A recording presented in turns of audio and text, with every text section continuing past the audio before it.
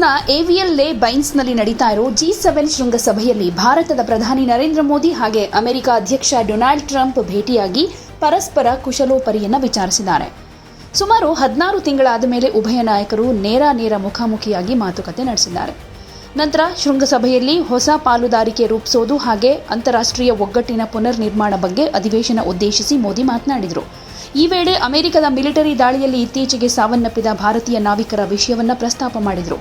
Trump ಸಮ್ಮುಖದಲ್ಲೇ ಭಾರತೀಯ ನಾವಿಕರ ಸುರಕ್ಷತೆಯ ಬಗ್ಗೆ ಧ್ವನಿ ಎತ್ತಿದರು. ಅಮೆರಿಕ ಇರಾನ್ ಸಂಘರ್ಷ ಆ ಪ್ರದೇಶದಲ್ಲಿರೋ ದೇಶಗಳ ಮೇಲೆ ಗಮನಾರ್ಹ ಮಾನವ ಮತ್ತು ಆರ್ಥಿಕ ನಷ್ಟವನ್ನು ಉಂಟು ಮಾಡಿದೆ ಅಂತಾನೂ ಹೇಳಿದರು. ಸದ್ಯ ಪಶ್ಚಿಮ ಏಷ್ಯಾದಲ್ಲಿ ಶಾಂತಿ ಒಪ್ಪಂದದಲ್ಲಿ ಪ್ರಗತಿಯನ್ನು ನಾವು ಸ್ವಾಗತಿಸ್ತೀವಿ. ಆದರೆ ಕಳೆದ ಕೆಲವು ದಿನಗಳಲ್ಲಿ ನಮ್ಮ ಮಿತ್ರ ರಾಷ್ಟ್ರಗಳಲ್ಲಿ ಜೀವ ಮತ್ತು ಆಸ್ತಿಪಾಸ್ತಿ ನಷ್ಟಕ್ಕೆ ಈ ಸಂಘರ್ಷ ಕಾರಣವಾಗ್ತಾ ಇದೆ. ಹಾರ್ಮುಜ್ ಜಲಸಂಧಿಯ ನಿರ್ಬಂಧದಿಂದ ಸಮುದ್ರ ವ್ಯಾಪಾರಕ್ಕೆ ಉಂಟಾದ ಅಡ್ಡಿ ಜಾಗತಿಕ ಆರ್ಥಿಕತೆ ಮೇಲೆ ಪರಿಣಾಮ ಬೀರಿದೆ. ಹಲವಾರು ಭಾರತೀಯರು ತಮ್ಮ ಪ್ರಾಣ ಕಳೆದುಕೊಂಡಿದ್ದಾರೆ ಅಂತ ಹೇಳಿದರು. ಇನ್ನು ಪಶ್ಚಿಮ ಏಷ್ಯಾ ಸಂಘರ್ಷದ ವ್ಯಾಪಕ ಪರಿಣಾಮ ಎತ್ತಿ ತೋರಿಸಿರೋ ಪ್ರಧಾನಿ ಮೋದಿಯವರು ಸಮುದ್ರ ವ್ಯಾಪಾರದಲ್ಲಿನ ಅಡಚಣೆಗಳು, ಪ್ರಮುಖ ಹಡಗು ಕಾರಿಡಾರ್ಗಳಲ್ಲಿ ಕಾರ್ಯನಿರ್ವಹಿಸೋ ನಾವಿಕರು ಎದುರಿಸ್ತಾ ಇರೋ ಅಪಾಯಗಳ ಬಗ್ಗೆ ಗಮನ ಸೆಳೆದರು. ಜಾಗತಿಕ ಸಮುದ್ರ ವ್ಯಾಪಾರದ ಮೂಲಕ ರಾಷ್ಟ್ರಗಳನ್ನು ಸಂಪರ್ಕಿಸೋ ನಾವಿಕರ ಸುರಕ್ಷತೆಯನ್ನು ಖಚಿತಪಡಿಸಿಕೊಳ್ಳೋದು ನಮ್ಮ ಸಾಮೂಹಿಕ ಜವಾಬ್ದಾರಿ. ಸಮುದ್ರ ಮಾರ್ಗಗಳು ಸುರಕ್ಷಿತವಾಗಿರೋದನ್ನು ಮತ್ತು ನಾವಿಕರು ಭಯ ಇಲ್ಲದೆ ತಮ್ಮ ಕರ್ತವ್ಯ ನಿರ್ವಹಿಸಬಹುದು ಅನ್ನೋದನ್ನು ನಾವು ಖಚಿತಪಡಿಸಿಕೊಳ್ಬೇಕು. ಇದಕ್ಕಾಗಿ ಅಂತಾರಾಷ್ಟ್ರೀಯ ಸಹಕಾರ ಬಲಪಡಿಸುವುದಕ್ಕೆ ಭಾರತ ಎಲ್ಲ ದೇಶಗಳ ಜೊತೆ ಕೆಲಸ ಮಾಡೋದಕ್ಕೆ ಸಿದ್ಧವಾಗಿದೆ ಅಂತಾನೂ ಹೇಳಿದರು. ಅಮೆರಿಕ ಅಧ್ಯಕ್ಷರ ಜೊತೆಗಿನ ದ್ವಿಪಕ್ಷೀಯ ಮಾತುಕತೆಗೆ ಒಂದು ದಿನ ಮೊದಲು ಪ್ರಧಾನಿ ಮೋದಿ ಈ ವಿಷಯವನ್ನು ಪ್ರಸ್ತಾಪ ಮಾಡಿದ್ದಾರೆ.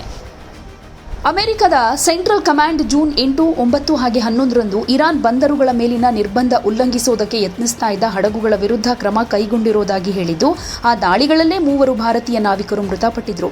ಈ ಹಿನ್ನೆಲೆಯಲ್ಲಿ ಮೋದಿ ಅವರ ಈ ಹೇಳಿಕೆ ಮಹತ್ವ ಪಡೆದುಕೊಂಡಿದೆ. G7 ಒಕ್ಕೂಟದಲ್ಲಿ Canada, France, Germany, Italy, Japan, United Kingdom ಮತ್ತು ಯುನೈಟೆಡ್ ಸ್ಟೇಟ್ಸ್ ಸದಸ್ಯ ರಾಷ್ಟ್ರ ಜೊತೆಗೆ ಯುರೋಪಿಯನ್ ಯೂನಿಯನ್ ಕೂಡ ಇದರ ಭಾಗವಾಗಿದೆ. ಭಾರತ ಈ ಸಲ ಅತಿಥಿ ರಾಷ್ಟ್ರವಾಗಿ ಆಹ್ವಾನಿತವಾಗಿದ್ದು, ಜಾಗತಿಕ ಆರ್ಥಿಕತೆ, ಭದ್ರತೆ, ಶಾಂತಿ ಮತ್ತು ಅಭಿವೃದ್ಧಿ ಕುರಿತ ಚರ್ಚೆಗಳಲ್ಲಿ ಸಕ್ರಿಯವಾಗಿ ಪಾಲ್ಗೊಂಡಿದೆ.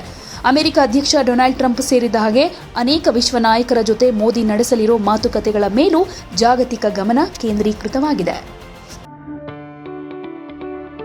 ಯಾವುದೇ ಸುದ್ದಿಯ ಅಪ್ಡೇಟ್ ಅನ್ನ ಮಿಸ್ ಮಾಡ್ಕೊಳ್ಬಾರ್ದು ಅಂದ್ರೆ ಈಗ್ಲೇ ಒನ್ ಇಂಡಿಯಾವನ್ನ ಸಬ್ಸ್ಕ್ರೈಬ್ ಮಾಡಿ.